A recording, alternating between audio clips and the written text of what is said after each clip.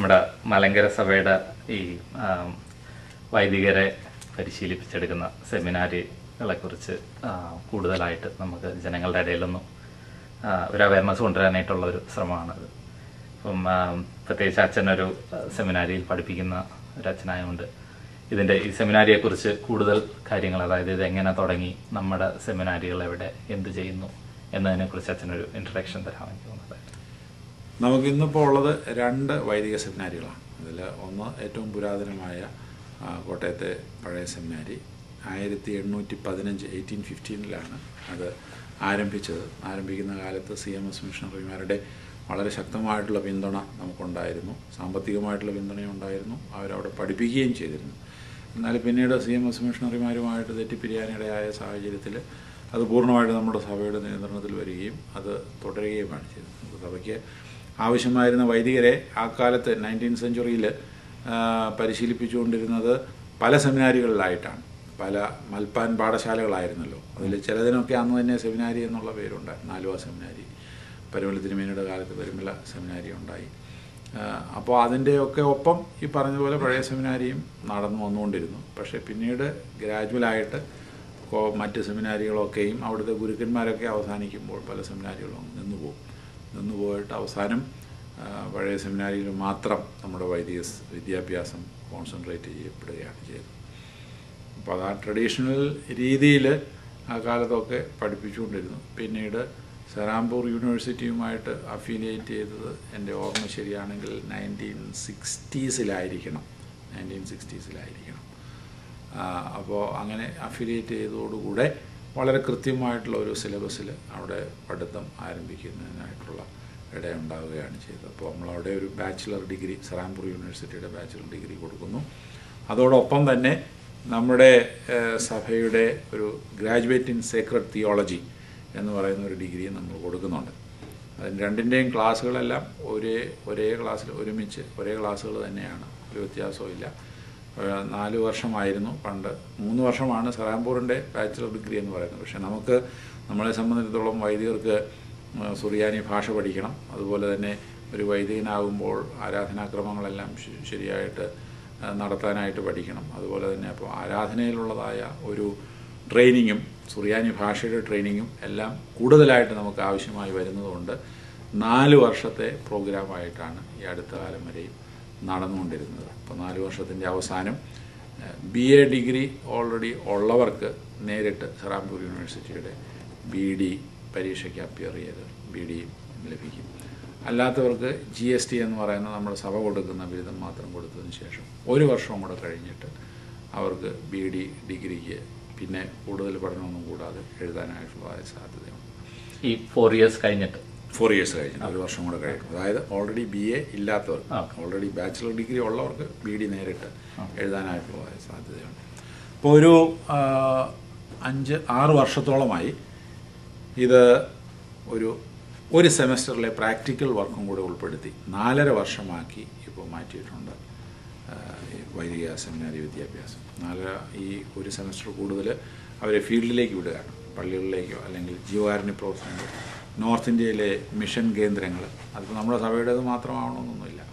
ബാബ ആംഡയുടെയും മറ്റുമൊക്കെ മിഷൻ കേന്ദ്രങ്ങളിൽ പോയി ഈ കുട്ടികൾക്ക് അവിടുത്തെ വർക്ക് എങ്ങനെയാണ് നടക്കുന്നതെന്നുള്ളതിനെക്കുറിച്ചൊരു ബോധ്യം ലഭിക്കുന്നതിന് വേണ്ടിയിട്ട് ഈ 6 മാസക്കാലം അങ്ങനെ വിവിധ കേന്ദ്രങ്ങളിൽ പോയി പ്രാക്ടിക്കൽ വർക്ക് മിഷൻ ഫീൽഡിൽ പോയിട്ട് നടത്തുന്ന ഒരു പതിവ് ഇപ്പോൾ ഒരു 5-6 വർഷമായിട്ടാണ്, 6-7 വർഷമായിട്ടാണ്, കൃത്യമായിട്ട് ഞാൻ ഓർക്കുന്നില്ല, നടക്കുന്നുണ്ട്.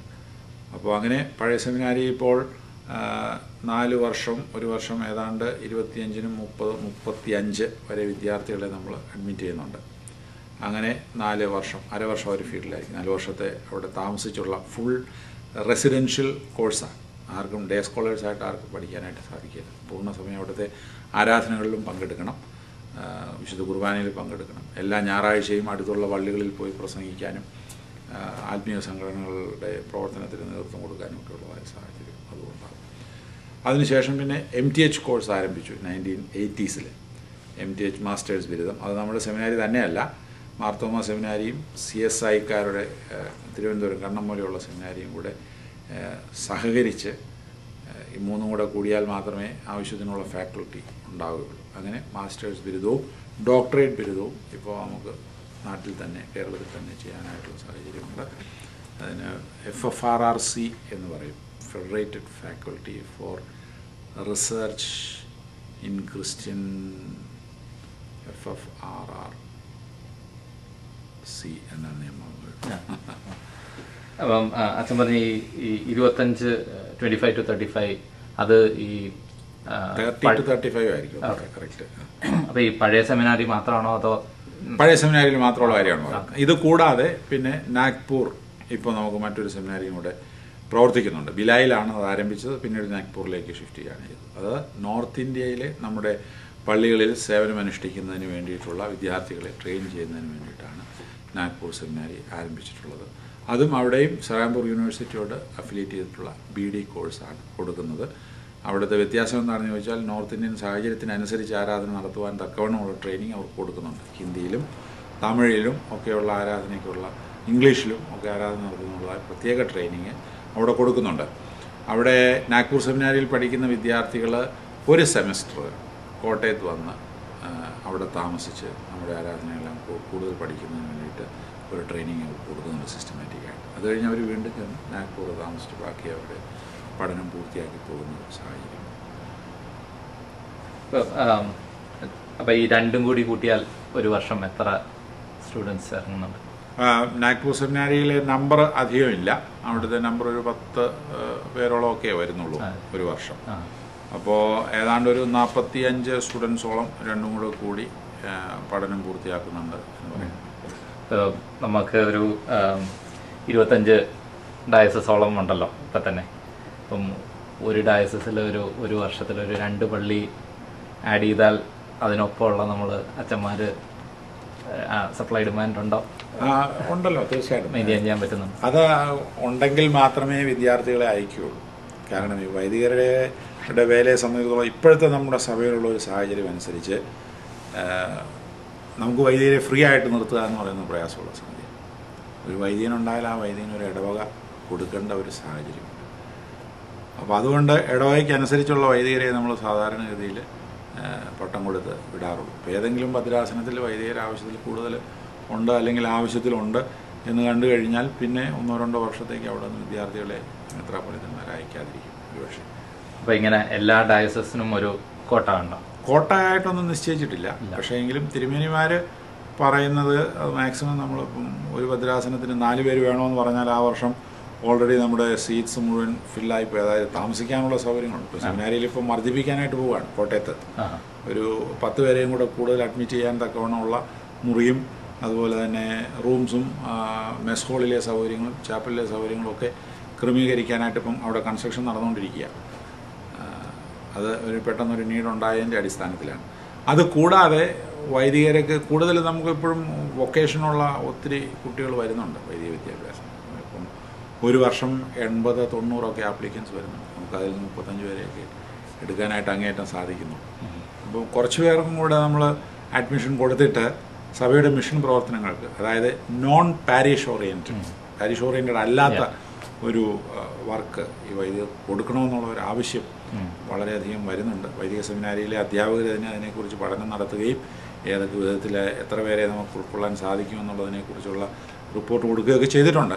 പക്ഷേ പ്രാവർത്തികമായിട്ട് ഇതുവരെ ഒന്നും പ്രാക്ടിക്കലാക്കാനായിട്ട് സാധിച്ചിട്ടില്ല. കാരണം ഫണ്ട്സിൻ്റെ ലിമിറ്റുണ്ട്. നമുക്ക് അച്ഛന്മാർക്ക് ശമ്പളം കൊടുക്കാൻ മതിയാകും. ഇപ്പോൾ ഭദ്രാസനങ്ങളിൽ നിന്ന് മാത്രമാണ് അവർക്ക് ശമ്പളം കൊടുക്കുന്നത്. അതുകൂടാതെ MGOCSM സ്റ്റുഡൻറ് മൂവ്മെൻറ്റ് ഈ ഔട്ട്സൈഡ് കേരള, ഇന്ത്യക്കകത്ത് കേരളത്തിന് പുറത്ത് വിദ്യാർത്ഥികളുള്ള കൂടുതൽ സ്ഥലങ്ങളിൽ കുറച്ച് അച്ഛന്മാരെ അയക്കാനായിട്ട് അവർ ശ്രമിക്കുന്നുണ്ട്. അതിനുള്ള ശമ്പളം MGOCSM കൊടുക്കാനായിട്ടുള്ള ഒരു ക്രമീകരണം ചെയ്യുന്നു. അവർക്ക് സ്പെഷ്യലായിട്ട് അതിന് അച്ഛന്മാരെ അയക്കാൻ. അതെ MGOCSM. അപ്പം ഇപ്പോഴത്തെ കണക്ക് വെച്ചിട്ട് നമ്മുടെ ഈ നമുക്ക് വേണ്ടിയത്ര അച്ഛന്മാർ ഒരു വർഷം ഉണ്ടാകുന്നുണ്ടെന്നാണ്? വേണ്ടിയത്ര അച്ഛന്മാർ മിക്കവാറും ഉണ്ടാകുന്നുണ്ട്. പക്ഷേ ഒരു ചെറിയ പോരായ്മ തോന്നിയതുകൊണ്ടാണ് ഇപ്പോൾ പഴയ സെമിനാരിയിൽ വികസനത്തിനുള്ളതായ ഒരു ക്രമീകരണം ചെയ്യാനായിട്ട് ചിന്തിച്ചിരിക്കുന്നത്. അപ്പോൾ ഈ വർഷം മുതൽ ഒരു 10 പേരെയും കൂടെ, അതായത് അവിടുത്തെ അഡ്മിഷൻ വരുന്നത് നവംബറിലാണ് പുതിയ പിള്ളേരെ എടുക്കുന്നത്. അപ്പോൾ ആ സമയത്ത് ഒരു 35 എന്നുള്ളത് 40-45 വരെ ആക്കാനായിട്ടുള്ള ഒരു പരിശ്രമമാണ് ഇപ്പം ചെയ്തുകൊണ്ടിരിക്കുന്നത്. ഈ സെമിനാരിയിൽ നിന്ന് ഇറങ്ങുന്ന അച്ഛന്മാർ വളരെ ടാലൻറ്റഡ് ആയിട്ടുള്ള അച്ഛന്മാരാണെന്ന്. അപ്പം ഇങ്ങനെ ഒരു ടാലൻറ്റ് വളർത്തിയെടുക്കാൻ അവിടെ എന്താണ് സ്പെഷ്യലായിട്ട് അവർക്ക് ഈ ട്രെയിനിങ് കൊടുക്കുന്നത്? അവിടെ ഒന്നാമത് എഡ്യൂക്കേഷൻ വളരെ സിസ്റ്റമാറ്റിക് ആയിട്ട് നമ്മൾ കൊടുക്കുന്നു എന്നുള്ളതാണ്. പ്രത്യേക കരിക്കുലമുണ്ട്, പരീക്ഷയുണ്ട്, പരീക്ഷ പാസ്സായേ മതിയാവും. അപ്പോൾ അതിനോടൊപ്പം തന്നെ പ്രാക്ടിക്കലായിട്ട് അച്ഛന്മാർ അറിഞ്ഞിരിക്കേണ്ട കാര്യങ്ങൾക്കെല്ലാം നമ്മൾ പ്രത്യേക ട്രെയിനിങ് കൊടുക്കുന്നു. ടീച്ചിങ് പ്രാക്ടീസ് കൊടുക്കുന്നുണ്ട്, എങ്ങനെയാണ് പ്രസംഗം തയ്യാറാക്കുന്നത്. അപ്പോൾ ഓരോ വർഷവും എല്ലാ വിദ്യാർത്ഥികളും ഒരു പ്രസംഗമെങ്കിലും സെമിനാരിൽ പറഞ്ഞിരിക്കണം. അപ്പോൾ അതിന് ഒരു സ്പെഷ്യൽ പീരീഡ് തന്നെ വെച്ചിട്ടുണ്ട്. അതുപോലെ തന്നെ മ്യൂസിക്കിലുള്ള ട്രെയിനിങ് നമ്മൾ കൊടുക്കുന്നുണ്ട്, ആരാധന നടത്തുന്നതിനുള്ള പ്രത്യേക ട്രെയിനിങ് കൊടുക്കുന്നുണ്ട്. പിന്നെ ഈ അന്തരീക്ഷത്തിൽ നമ്മൾ ജീവിക്കുന്നു 4 വർഷക്കാലം. അപ്പോൾ നമ്മൾ നേരം വെളുക്കുമ്പോൾ ഇത് തന്നെയാണ് ഡിസ്കസ് ചെയ്യുന്നത്. എല്ലാം കമ്പൽസറി റെസിഡൻഷ്യൽ കോഴ്സാണ്. അപ്പോൾ ഇതിൻ്റെ അകത്താണ് നമ്മൾ ജീവിക്കുന്നത്. അപ്പോൾ ചാപ്പലിലാണെങ്കിലും ഓരോ കാര്യങ്ങളും ചെയ്യാനായിട്ടുള്ള ട്രെയിനിങ് എല്ലാം കിട്ടും. പിന്നെ നമ്മൾ സംസാരത്തിൽ കൂടെ കുറവുകളും തെറ്റുകളും ഒക്കെ അങ്ങോട്ടും ഇങ്ങോട്ടും കറക്റ്റ് പറയും. ചിലപ്പോൾ അല്പം കളിയാക്കിയെന്ന് വരും, ചിലപ്പോൾ ഒന്ന് ക്രൂരമായിട്ട് ചിലപ്പോൾ കളിയാക്കിയെന്ന് വരും. അപ്പോൾ അങ്ങനെയെല്ലാം വിവിധ തരത്തിൽ പിന്നെ അവർക്ക് ട്രെയിനിങ് കൊടുക്കുന്ന റിഗറസ് ട്രെയിനിങ് ആണ് 4 വർഷം. അതിന് കൃത്യമായിട്ട് ഒരു ഷെഡ്യൂൾ അനുസരിച്ച് പോകുന്ന ഒരു സാഹചര്യമാണ് അവിടെ ഉള്ളത്. അതുകൊണ്ട് പിന്നെ അവിടെ നിന്ന് ഇറങ്ങുന്ന അച്ഛന്മാർ നല്ലതാണോ ഇല്ലയോ എന്നുള്ള ജനങ്ങളാണ് ഞങ്ങളെല്ലാം പറയേണ്ടത്, നിങ്ങളാണ് ജഡ്ജ് ചെയ്യേണ്ടത്.